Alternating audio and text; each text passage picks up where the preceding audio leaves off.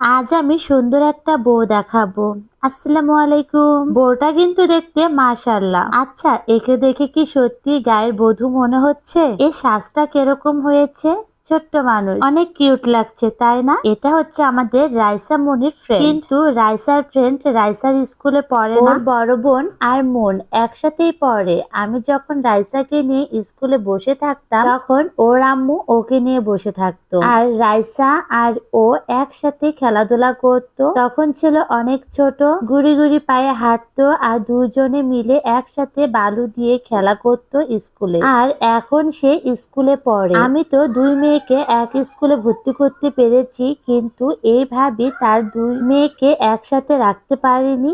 এই যে ছোট্ট মেয়েটা, সে অন্য ক্যান্টনমেন্টে চান্স পেয়েছে, আর এইভাবে তো দুই বাচ্চা দুই স্কুলে একটু তো ঝামেলা হবে, এটা তো জানা কথা।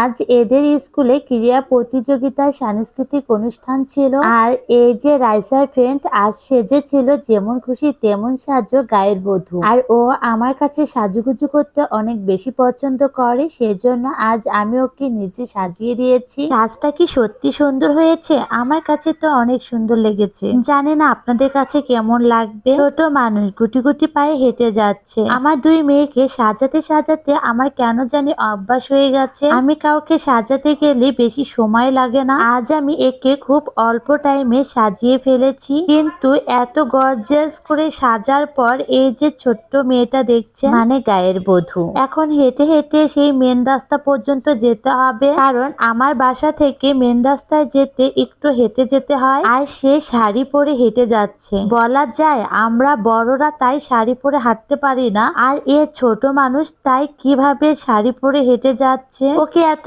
গর্জিয়াস লুক দিয়েছি, ওকে জিজ্ঞাসা করলাম, মা তোমার কি খারাপ লাগছে? এত গর্জিয়াস ভাবে সেজেছো, কষ্ট হচ্ছে না হাঁটতে? ও তখন বলল, আন্টি আমার ভালো লাগছে, আমার সমস্যা হচ্ছে না। আমি ওকে যত দেখছি ততই অবাক হয়ে যাচ্ছি। এদিকে আমার রাইসা কিন্তু স্কুলে রয়েছে, রাইসাকে স্কুলে আনার টাইমও হয়ে গেছে, আর আমি ওদের সাথেই বেরিয়ে পড়েছি। একসাথে হেঁটে যাচ্ছি, ও যাবে ওদের স্কুলে আর আমি যাব আমাদের স্কুলে রাইসাকে আনতে। আজ একটু লেট হয়ে গেছে রাইসাকে আনতে, আমি হাতে টাইম রেখে রাইসাকে আনতে যাই, কিন্তু আজ যখন আমি রাইসাকে আনতে গেলাম, আমি বাস থেকে নেমে যখনই আমি স্কুলের ভিতরে ঢুকেছি আর তখনই দেখলাম রাইসার স্কুল ছুটি হয়ে গেছে। যাই হোক, কথা বলতে গেলে তো কথা আর শেষই হয় না, কেন জানি ইদারিং আমার এরকম হয়েছে, এই জন্য কথা এখন আর বাড়াবো না। আজ এই পর্যন্তই। আপনারা সবাই ভালো থাকবেন।